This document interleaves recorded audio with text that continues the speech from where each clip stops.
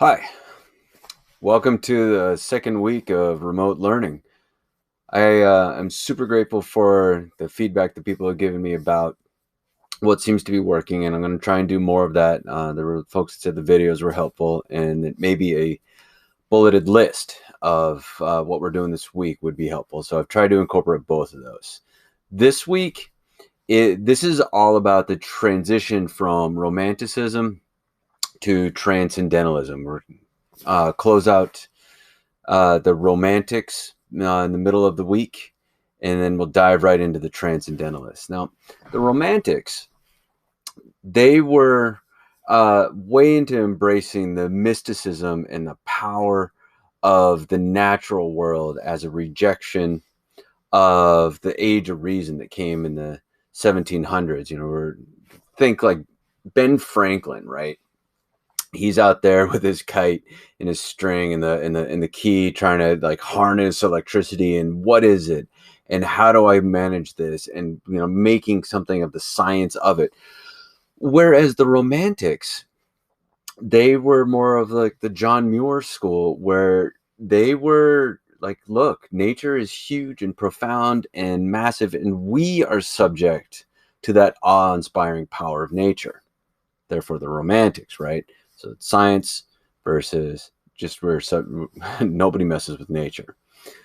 Whereas the transcendentalists, who we're going to dive into by the middle of the week, they took romanticism kind of up to the next level. The transcendentalists are a subset of the romantics, and they figure that through reflection, uh, they and the things that they could observe, that they would like enjoy something like the intricate details that are in a snowflake, what worlds that might host, and the complexity of the nature of something so common would be so profoundly complicated that they how would I do this?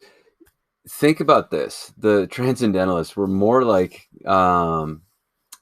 the characters in Horton Hears a Who, where Horton, big creature, finds this tiny little thing that is host to a more profound and complicated network that would have just been easily overlooked on a speck of dust. The transcendentalists were of that mind. They they would observe colonies of ants and personify their roles. Um, and so that's like looking at the small picture, and then they would also then turn around and look into the bigger picture of like, where is my place in this universe? And so that's what we're embarking on this week. In all of the pieces that you'll find, Poe is going to be a little bit tough, but all the pieces that you're going to find will be able to speak to the values of that age. So that's the major gist for the week. Here we are pieces of work that we're going to do. Take the terms that you would have been searching for at the end of last week, turn those into awesome sentences. And I know that I didn't mention it a lot, so if it did fall off your radar, yeah, totally get it. There's plenty of reading that we can do, that you can draw from this week to not only identify terms, but then to turn those into sentences. There should be plenty. There's also Khan Academy that we have going on.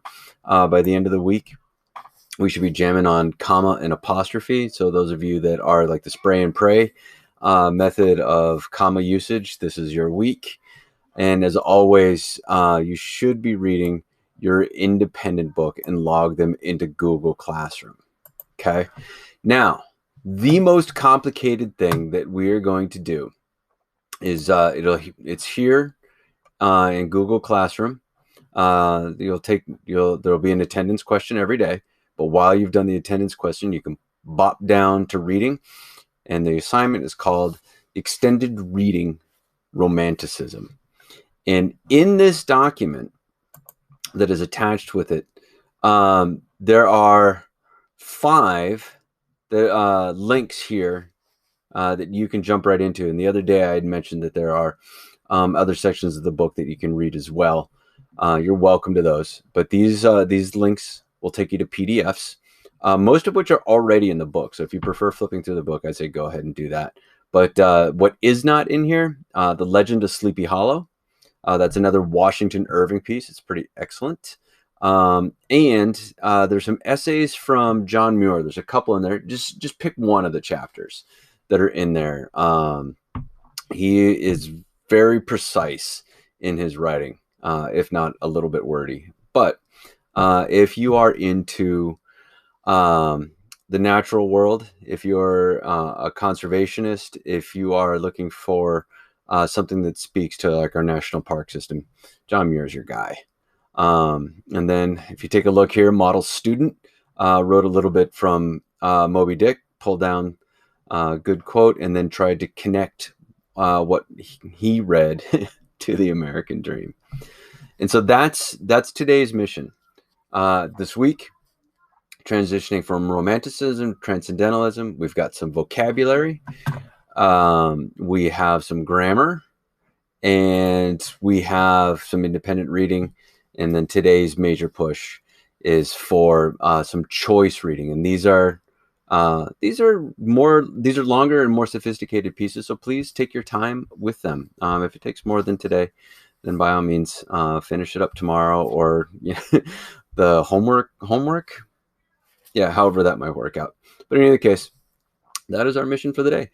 I hope this reaches you well. By all means, if there are pieces that are confusing or action steps that are not obvious to you, please share those out.